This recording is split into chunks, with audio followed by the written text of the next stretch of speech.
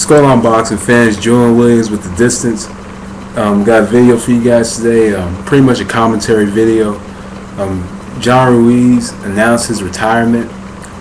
I think it's very significant to myself because I was watching John Ruiz fight when I first got into boxing, or when I first started watching on a regular basis. You know, I knew who John Ruiz was because I remember sitting around the house, and I used to be a big time casual fan. I would catch fights only when big fighters were on.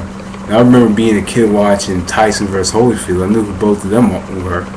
I even had a Evander Holyfield video game on Sega, to be honest. So I knew who a lot of these guys were. I just wasn't much of a fan as I am now.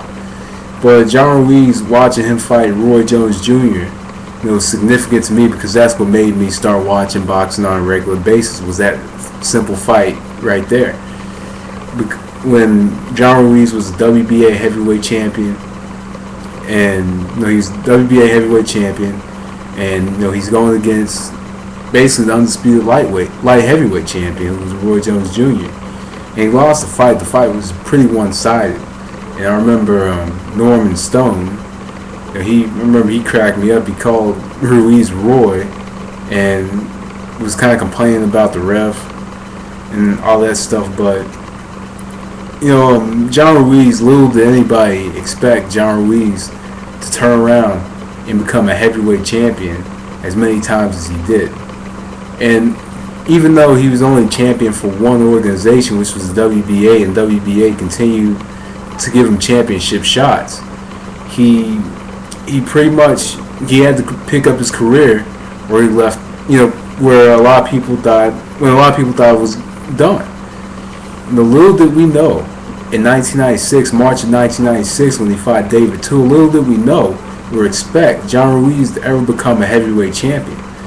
After that fight, he went on the streak of wins, and it eventually led to his matchup against Evander Holyfield in the year 2000, which was one of the best series, one of the best trilogies that the heavyweight division had in a while. Not simply the best trilogy, not simply the most exciting trilogy, but it was a good trilogy as far as boxing ability and skill goes.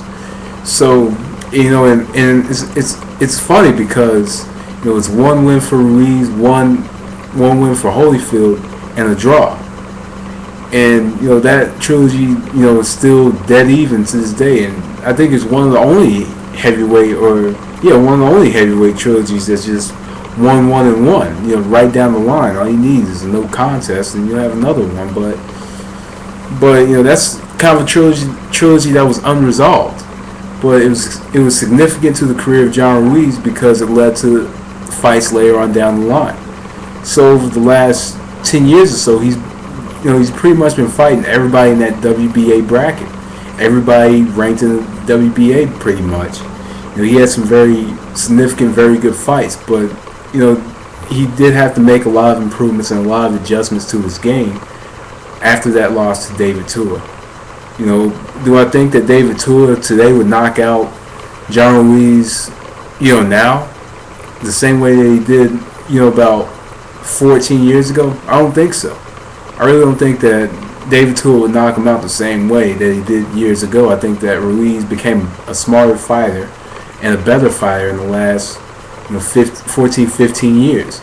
So he's faced some very good opponents. He's faced Hasim Rahman, he faced Evander Holyfield, Roy Jones Jr., James Toney, Fred Zakindo.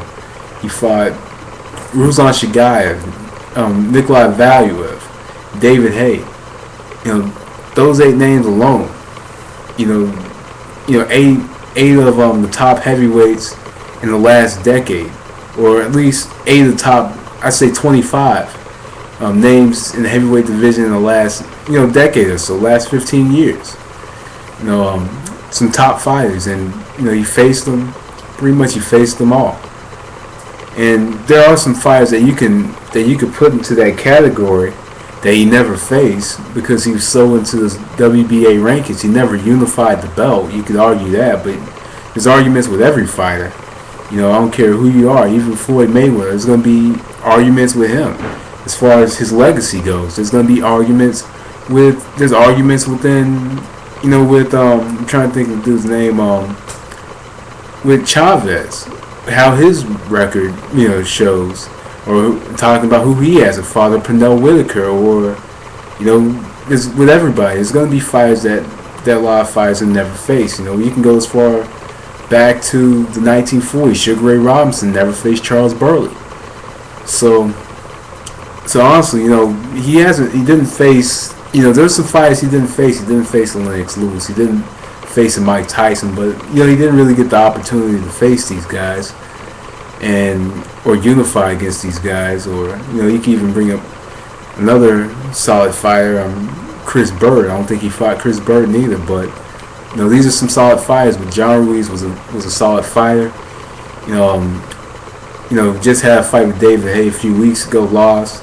And I do believe that was perhaps his last opportunity in the heavyweight division. I do think that was his last opportunity, because now he has to go back to the back of the line, and other than going to the back of the line, he's gonna have to face. He would more than likely have to face, a lot of really good contenders that are ranked by WBA, and I believe Tomas Adamek is ranked. I think that Boystove, I believe is how you pronounce it, I think he's ranked.